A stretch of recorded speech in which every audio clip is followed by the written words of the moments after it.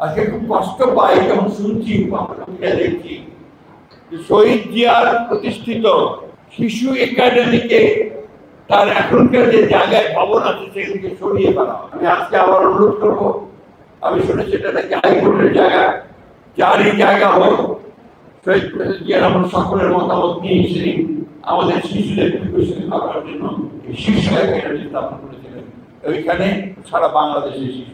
একটা কমেন্ট করতে চাই, এই যে প্রপোর্শনাল রিপ্রেজেন্টেশন বা আনুপাতিক হারের প্রতিনিধি আপনার পার্লামেন্টে হবে, এটা আমাদের দেশের মানুষ বোঝেই না। তারা পিআরটি ভাই যারা এখনো ইভিএম ভোট দিতে পারে না, বোঝে না ঠিক মতো, যার ফলে ইভিএম ভোট দেয় না, তার পিআর বুঝবে কি করে?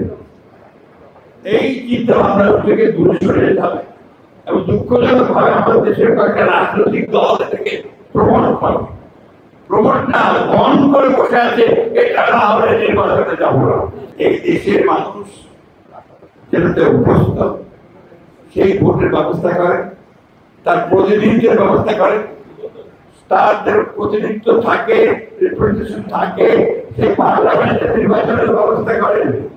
তাহলে সমস্যাগুলো সমাধান হবে না, হবে না। আমরা খুব পরিষ্কার করে বলতে চাই, আমরা চাই অবিলম্বে সংস্কারগুলো শেষ করুন, অবিলম্বে এই একটা সনদ ঘোষণা, সেই সনদ ঘোষণা করুন, আর দয়া করে নির্বাচনের যে তারিখটা নির্ধারণ করেছেন আমাদের ভারপ্রাপ্ত চেয়ারম্যান জনাব তারেক রহমানের সঙ্গে লন্ডনের বৈঠকে বসে যেটাতে জাতীয় প্রাণিত হয়েছে, আশান্বিত হয়েছে, সেই সময়টাতে নির্বাচন দিয়ে মানুষ তার অধিকারটা ফিরিয়ে দিন।